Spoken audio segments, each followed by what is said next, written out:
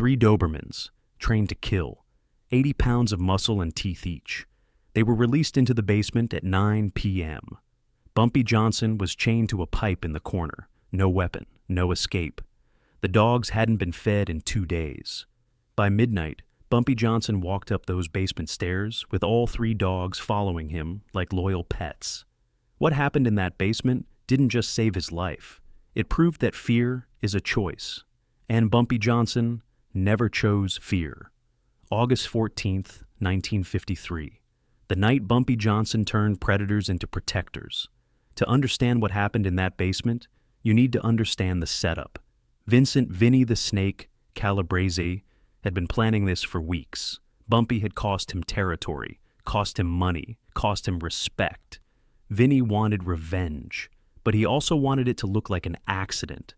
Attack dogs were perfect, vicious, deadly, and deniable. He broke into the wrong warehouse. The guard dogs did their job. Tragic accident. Vinny owned 3 Dobermans, Rex, Bruno, and Czar. Trained by an ex-military dog handler named Carl, who specialized in making animals into weapons. These weren't pets. They were killers. Carl had trained them to attack on command, to go for the throat, to never stop until the target stopped moving. Rex was the alpha, 85 pounds, black and tan, scars across his muzzle from fights. Bruno was the enforcer, 82 pounds, pure black. Never barked, just attacked. Czar was the youngest but the most aggressive, 78 pounds, unpredictable, dangerous. Vinny had starved them for 48 hours. Hungry dogs were more aggressive, more desperate, more likely to kill quickly. August 14th, 8:30 p.m. Bumpy was grabbed outside a restaurant in Little Italy. 4 of Vinny's men. They jumped him from behind, put a bag over his head, threw him in a van. By the time Bumpy knew what was happening, he was already zip-tied and being driven across the city. The van stopped. Bumpy was dragged out. He could hear water, smell oil and rust.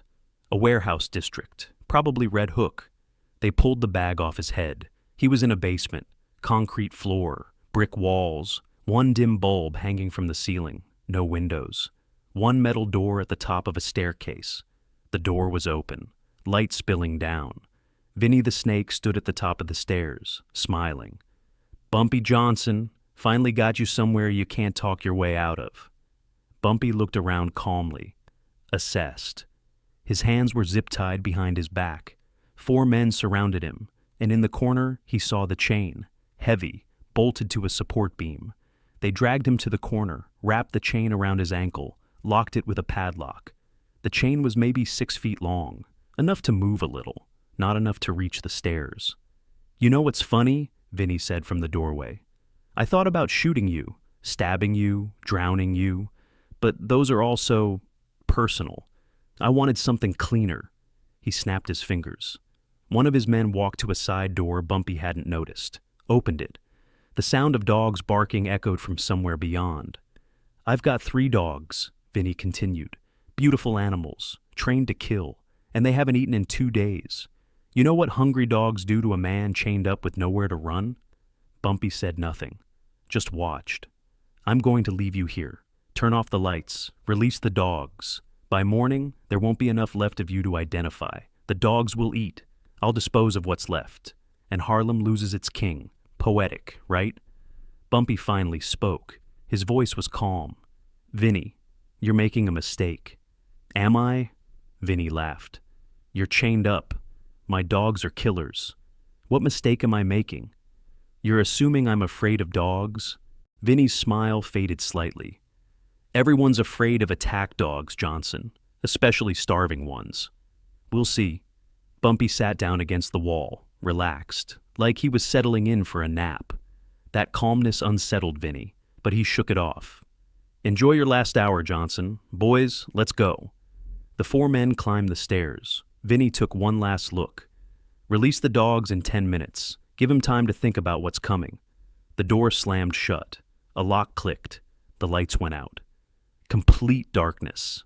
Bumpy sat in silence, breathing slowly, thinking. He'd been in worse situations. Sing Sing prison. Dutch Schultz's basement, a knife fight in Charleston when he was 15. He'd survived all of it because he never panicked. Panic killed you faster than any weapon. He tested the chain, pulled. It didn't budge. The padlock was solid. The chain was thick. He wasn't breaking out. So he'd have to deal with the dogs. Bumpy thought about dogs. He'd grown up around them. Charleston street dogs, Harlem strays. He understood them. Dogs weren't evil. They were trained, conditioned, and every conditioned behavior could be reconditioned. 10 minutes passed. Bumpy heard the side door creak open, heard paws on concrete, heard breathing, heavy, eager. 3 dogs entered the basement. Bumpy couldn't see them in the darkness, but he could hear them, smell them, feel their presence. The dogs paused, sniffing, adjusting to the dark, looking for the target. Rex found him first. Bumpy heard the low growl, felt the dog moving closer, paws scraping concrete, the growl getting deeper, closer. Most men would have panicked, screamed, tried to kick the dog away. Bumpy sat perfectly still, didn't move, didn't make a sound, just breathed, slow, steady. Rex was 3 feet away now. Bumpy could feel the heat from the dog's body, could hear the teeth clicking. The dog was ready to attack, waiting for movement, waiting for fear. Bumpy spoke. His voice was soft, calm, almost a whisper. "Easy, boy, easy."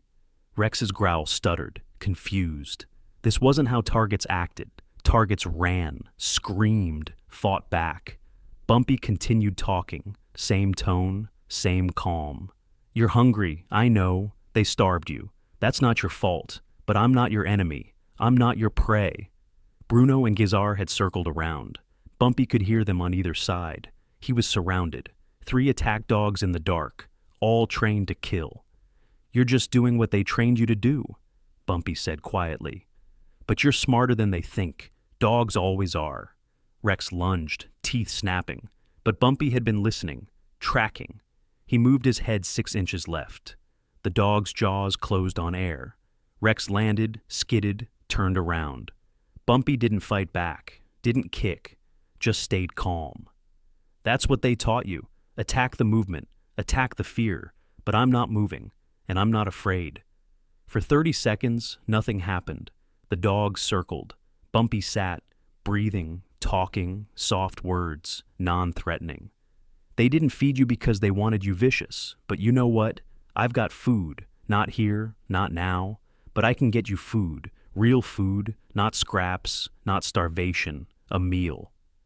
Rex moved closer again. But this time, the growl was quieter, uncertain. "You can smell it on me, can't you?" Bumpy said. "I had dinner 3 hours ago. Steak, potatoes. The scent's still there. That's what food smells like. Real food. Not this. Not whatever they're trying to make you do." Bruno whined, just once. A small sound, hunger, confusion. Bumpy slowly extended his hands, still zip-tied, but open, non-threatening. "Come here. Smell. I'm not your enemy." Rex approached, slow, cautious, sniffed Bumpy's hands. The scent of food, the scent of confidence. Not fear, never fear. "Good boy," Bumpy whispered. "That's it. I'm not here to hurt you. They hurt you. They starved you. But I won't." For the next hour, Bumpy talked to the dogs, soft, steady. He told them stories about growing up in Charleston, about the dogs he'd known, about respect and loyalty and how the best relationships were built on trust, not fear. The dogs listened, at first wary, then curious, then calm. By the second hour, Rex was lying down 3 feet from Bumpy. Bruno was closer. Czar, the youngest, was still pacing but no longer growling. Bumpy worked on the zip ties, slowly, quietly, rubbing them against the rough edge of the chain. It took 40 minutes, but they finally snapped. His hands free, Bumpy reached out slowly. Let Rex smell his hand again. Then gently, carefully, scratch behind the dog's ear. Rex's tail moved, just once. But it moved. "There you go," Bumpy said. "That's what kindness feels like. Better than fear, isn't it?" By the third hour, all 3 dogs were within arm's reach. Bumpy had convinced them he wasn't prey. wasn't a threat, was something else entirely, a source of calm in their violent world. By the 4th hour, Bruno had laid his head on Bumpy's lap. Czar was sitting beside him. Rex was guarding the stairs, not guarding against Bumpy escaping, guarding against anyone coming down. The dogs had switched sides. Bumpy examined the chain on his ankle. The padlock was solid, but the bolt holding the chain to the beam was old, rusty. He worked it, slowly, using the chain itself as leverage. The rust flaked, the bolt loosened. After 90 minutes of quiet work, it came free. The chain fell away. Bumpy stood up slowly. The dog stood with him, alert, ready. He walked to the stairs. The dogs followed. Rex in front, Bruno and Gazar flanking. The door at the top was locked from the outside, but it was an old door, old lock. Bumpy examined it in the dim light from the crack underneath. He used the chain, wrapped it around the doorknob, pulled. The old wood splintered. The lock held, but the frame didn't. 3 hard pulls and the door broke open. Light flooded the stairwell. Bumpy walked up. The dogs followed. The warehouse main floor was empty except for Vinny and 2 of his men. They were playing cards at a table, drinking, waiting until morning to check the basement. Vinny looked up, saw Bumpy. His jaw dropped. The cards fell from his hand. "Impossible," he whispered. Bumpy walked forward, calm. The 3 Dobermans walked beside him, not aggressive, just present, loyal. "Your dogs are beautiful animals," Bumpy said quietly, "but you treated them like weapons. I treated them like what they are, living things that respond to respect." Vinny and his men stood up, reached for guns. Bumpy didn't move, just said one word, quiet, controlled. "Guard." All 3 dogs moved instantly, positioned themselves between Bumpy and Vinny's men, teeth bared, not attacking, just protecting. Vinny's hand froze on his gun. "How did you? You starved them, brutalized them, made them mean. But underneath that training, they're still dogs. And dogs respond to alpha energy, confidence, calm. You showed them fear disguised as cruelty. I showed them strength disguised as kindness." Bumpy walked past Vinny. The dogs followed. At the warehouse door, he paused. "The dogs are coming with me. You'll get them back when I'm sure they're being treated properly. Or you won't get them back at all. Your choice." He opened the door, walked out into the night. Rex, Bruno, and Czar followed. Vinny never asked for the dogs back. Word spread through the underworld fast. Bumpy Johnson had been chained in a basement with 3 attack dogs. The dogs were supposed to kill him. Instead, he walked out with them, following him like pets. For the next 5 years, those 3 Dobermans lived at Bumpy's home in Harlem, fed well, treated with respect. They became his personal guard dogs, not because they were trained to attack, but because they chose to protect him. Rex died in 1958, Bruno in 1960. Gazar lived until 1962. When each one passed, Bumpy personally buried them in a plot he'd bought specifically for them, with headstones. Because that's what you do for loyalty. You honor it. August 14th, 1953. The night Bumpy Johnson proved that violence isn't the only language, that fear isn't the only motivator, and that sometimes the most powerful weapon is understanding what drives your enemy and turning it into your advantage. If this story moved you, smash that subscribe button. Drop a like if you believe respect is more powerful than fear. Share this with someone who needs to understand that true strength isn't about domination. It's about connection. What would you have done chained in that basement? Let me know in the comments. More legendary stories coming next. Don't miss them.